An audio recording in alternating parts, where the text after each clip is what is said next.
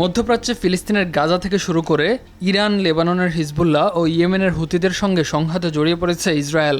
হুতি বিদ্রোহীদের মিসাইল ঠেকাতে হিমশিম খেয়ে এবার যুক্তরাষ্ট্রের প্রযুক্তির সহায়তা নিল দেশটি। তেল আবিবকে লক্ষ্য করে ছোড়া হাইপারসনিক ক্ষেপণাস্ত্র প্রতিহতে প্রথমবারের মতো থার্ড মিসাইল সিস্টেম ব্যবহার করেছে দেশটি। এটি যুক্তরাষ্ট্রের সবচেয়ে শক্তিশালী আকাশ প্রতিরক্ষা ব্যবস্থাগুলোর একটি।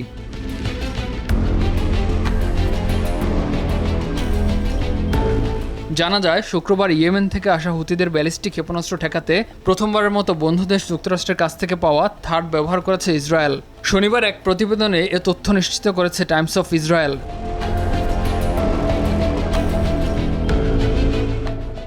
ক্যামেরায় ওয়াও, স্টাইল দেখাও, Xenon X21 পারলে ঠেকাও।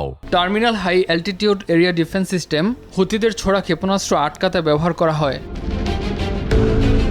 আইডিএফ বলছে, হুতিদের ছোড়া ক্ষেপণাস্ত্র বিমান প্রতিরক্ষা দ্বারা ভূপাতিত করা হয়েছে। তবে এ সময় কোন পদ্ধতি ব্যবহার করে এটি করা হয়েছে তা সুস্পষ্টভাবে ব্যাখ্যা করা হয়নি। এ বিষয়ে মার্কিন প্রতিরক্ষা দপ্তর পেন্টাগনের কাছে জানতে চাইলে তাৎক্ষণিকভাবে তারাও কোনো মন্তব্য করতে রাজি হয়নি।